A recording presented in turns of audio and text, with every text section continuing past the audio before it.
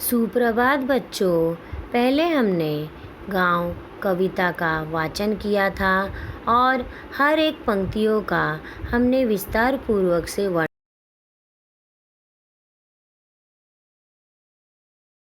कठिन शब्दों अर्थात हार्ड वर्ड्स के बारे में भी जानकारी प्राप्त की थी। तो बच्चों, एक बार हम फिर से इस गांव कविता से हमें क्या सीख मिली है इसके बारे में हम जानकारी प्राप्त करेंगे।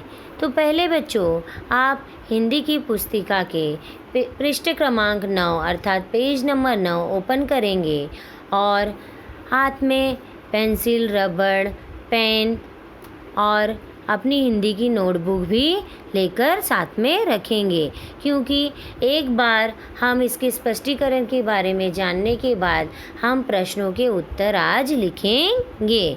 तो बच्चों, इस गांव कविता में लेखिका अर्थात कवित्री ने हमें क्या बताने की कोशिश की है कि ये जो गांव का जीवन है ये बहुत ही मनोहर है। यहाँ का जीवन सुखद, स्वस्थ और शांतिपूर्ण है, जो कि गांव की शोभा को बढ़ाते हैं। और बच्चों, परिवार को एक स्नेह की डोर में ये गांव बांधे रखता है। भारत में मनाए जाने वाले हर छोटे बड़े त्योहारों को यह गांववासी ग्रामवासी मिलजुल कर साथ में मनाते हैं। यही होता है एक गांव का जीवन। सबको अन्न देने वाला अन्नदाता, सबको जीने के समान अवसर देने वाला जीवनदाता, यह है भारत का गांव।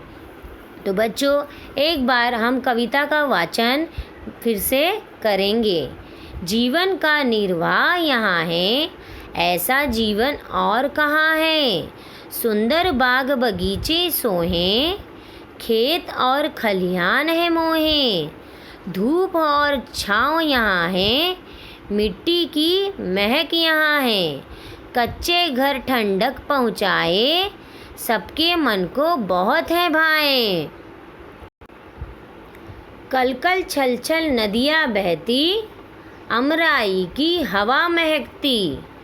पायलिया है छम छम बजती, मन प्राणों में सुख है भरती। खेतों में संगीत यहाँ है, पनघट पर मन मीत यहाँ है। परिवारों में प्रीत यहाँ है, भारत की सब रीति यहाँ है। सबको भोजन देने वाला, सबको जीवन देने वाला, भारत का यह गांव यहाँ है, ऐसा जीवन और कहाँ है। तो बच्चों, आज हमने फिर से इस कविता का वाचन किया और हमने इस कविता से क्या सीखा उसके बारे में हमने जानकारी प्राप्त की। बच्चों, आपको जो पृष्ठ क्रमांक 10 अर्थात पेज नंबर 10 पे शब्दार्थ दिए हैं, इसे आपको पूर्ण करना है। आपको आपकी यह हिंदी की नोटबुक में लिखना है। अब बच्चों, हम पृष्ठ क्रमांक 11 अर्थात पेज नंबर 11 के प्रश्नों के उत्तर लिखेंगे। तो बच्चों, आपकी हिंदी की नोटबुक निकालेंगे और उसमें आप सबसे पहले कविता का नाम लिखेंगे और कवित्री का नाम लिखेंगे और पेज नंबर 11 पे जो मौखिक प्रश्न दिए हैं वह आपको लिखना है। तो पहला प्रश्न है, बाग बगीचे किस प्रकार के हैं। तो बच्चों, हमें पहले मौखिक के प्रश्नों के उत्तर लिखने हैं, उसके बाद हमें लिखित के प्रश्नों के उत्तर लिखने हैं। तो बच्चों देखिए, इस तरह से आपको आपकी हिंदी की नोटबुक में लिखना है। पहला प्रश्न है, बाग बगीचे किस प्रकार के हैं। और इस कविता के माध्यम से हमें जो समझा है उसी के आधार पर हमें प्रश्नों के उत्तर लिखने हैं। तो उत्तर है, बाग बगीचे सुंदर हैं। तो बाग बगीचे कैसे हैं? बाग बगीचे सुंदर है। तो बच्चों इस प्रश्न का उत्तर आप लिखेंगे बाग बगीचे सुंदर हैं। दूसरा प्रश्न है कल कल करके क्या बह रहा है?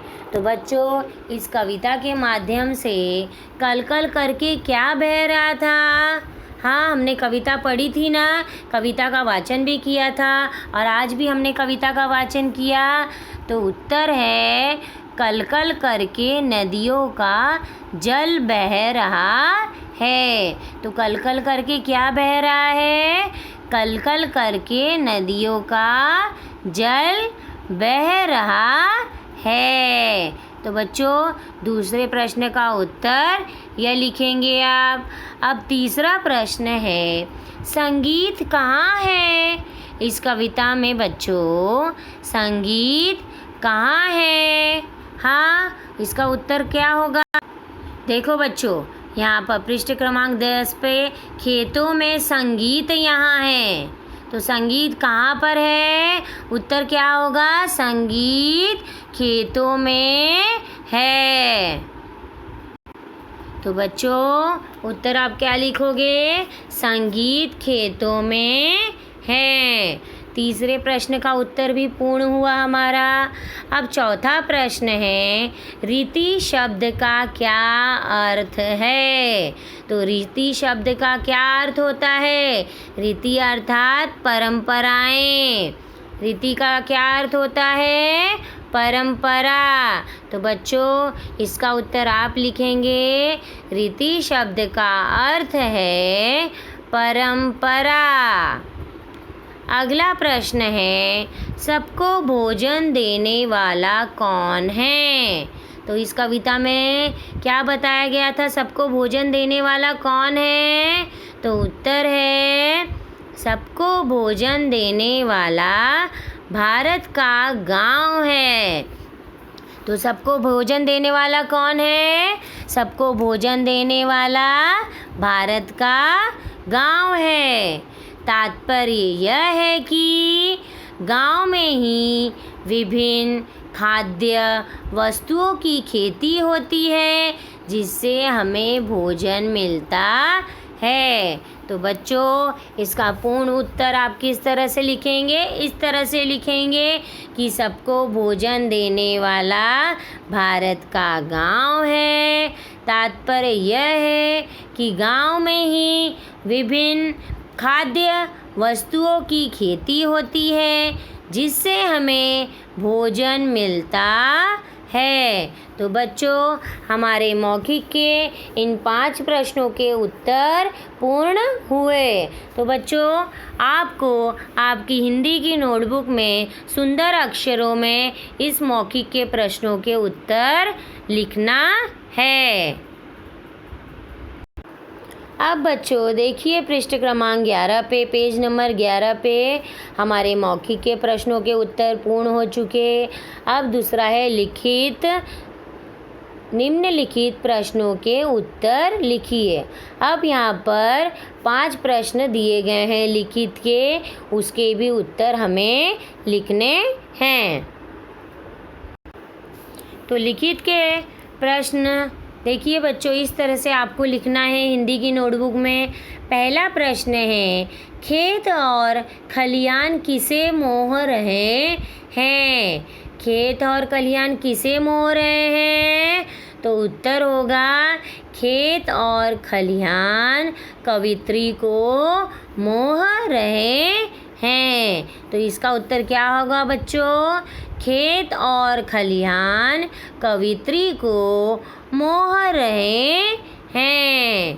पहला प्रश्न का उत्तर हमारा पूर्ण हो चुका।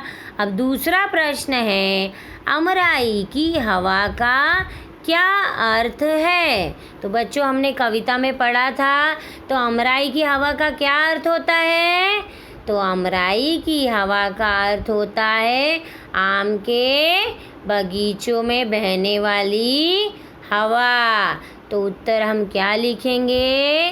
अमराई की हवा का अर्थ है आम के बगीचों में बहने वाली हवा।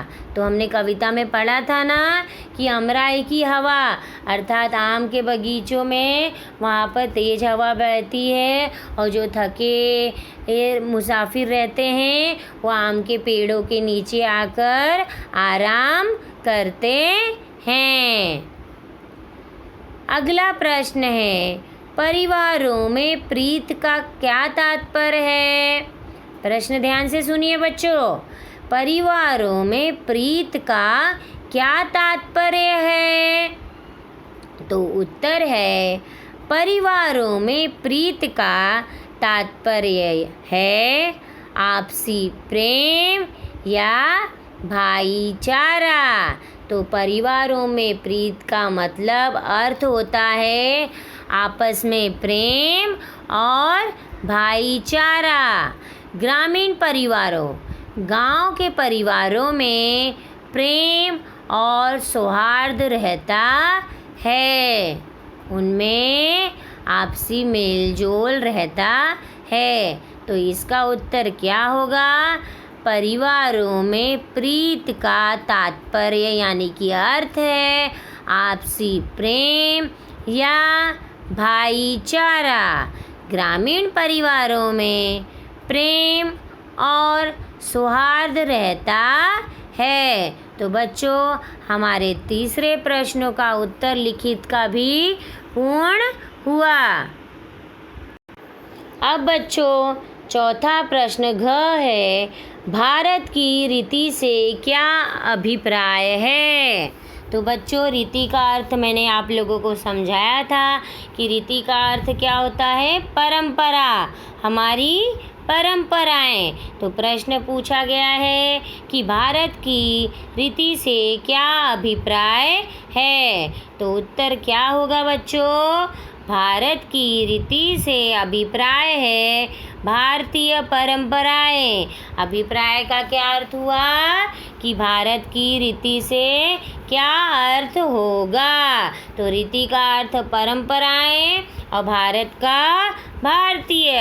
तो भारत की रीति से अभिप्राय है भारतीय परंपराएं।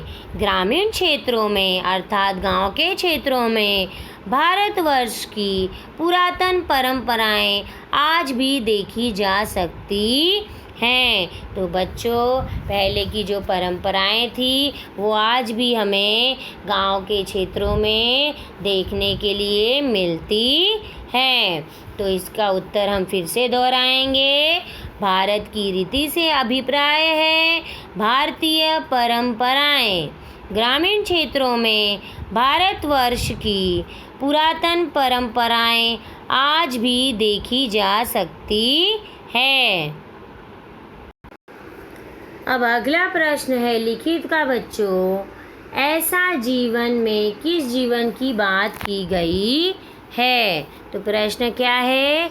ऐसा जीवन में किस जीवन की बात की गई है? तो उत्तर क्या होगा बच्चों? ऐसा जीवन में भारतीय ग्रामीण जीवन की बात की गई है, भारतीय गाँव की बात की गई है, गाँव के जीवन की बात की गई है। गाँव का जीवन प्राकृतिक सौंदर्य के निकट और परस्पर प्रेम से परिपूर्ण होता है। तो गाँव का जीवन कैसा होता है? प्राकृतिक सौंदर्यों के निकट होता है और आपस में प्रेम से पूर्ण होता है। अतः यह जीवन आम शहरी जीवन से अलग और विशिष्ट है। तो बच्चों, यह शहरी जीवन से अलग है। यहाँ गांव का जीवन सुखमय होता है, शांतिपूर्ण होता है, इसीलिए यह शहरी जीवन से अलग और विशेष है। इसी कारण से ऐसा जीवन कहकर संबोधित किया गया है। तो देखिए बच्चों, पृष्ठ क्रमांक 10 अर्थात पेज नंबर 10 पे यहाँ पर दिया गया है ऐसा जीवन क्या है? सबको भोजन देने वाला, सबको जीवन देने वाला भारत का यह गांव यहाँ है। ऐसा जीवन और कहाँ है। तो यहाँ पर इस पंक्ति में ऐसा जीवन के बारे में बताया गया है, ऐसा जीवन को संबोधित किया गया है। तो बच्चों, इस प्रश्न का उत्तर क्या होगा? देखिए, कविता के माध्यम से ही पूछा गया है कि ऐसा जीवन कहाँ है। ऐसा जीवन में भारतीय ग्रामीण जीवन की बात की गई है। गांव का जीवन प्राकृतिक सौंदर्य के निकट और परस्पर प्रेम से परिपूर्ण होता है। अतः यह जीवन आम शहरी जीवन से अलग और विशिष्ट है। इसी कारण इसे ऐसा जीवन कहकर संबोधित किया गया है। तो बच्चों, आज हमने इस गांव कविता के मौखिक प्रश्नों के उत्तर इस तरह से लिखे। 5 प्रश्नों के उत्तर हमने कविता के माध्यम से पूर्ण किए और हमने लिखित प्रश्नों के 5 प्रश्नों के उत्तर हमने कविता के माध्यम से आज हमने पूर्ण किए। तो बच्चों, आपको भी इस तरह से लिखित के और मौखिक के प्रश्नों के उत्तर हिंदी की नोटबुक में सुंदर अक्षरों में लिखना है और इन प्रश्नों के उत्तर को पढ़ना है और अच्छी तरह से समझकर याद भी करना है। और बच्चों, हम आगे के पृष्ठ क्रमांक 11 के जो निम्नलिखित प्रश्नों के उत्तर विस्तार पूर्वक से लिखिए हैं और सही उत्तर के सामने सही का निशान लगाए हैं और आगे पृष्ठ क्रमांक 12 के भी प्रश्नों के उत्तर हम आगे करेंगे, बाद में करेंगे। तो आज बच्चों, हमने मौखिक के प्रश्नों के उत्तर और लिखित के प्रश्नों के उत्तरों को हमने पूर्ण किया।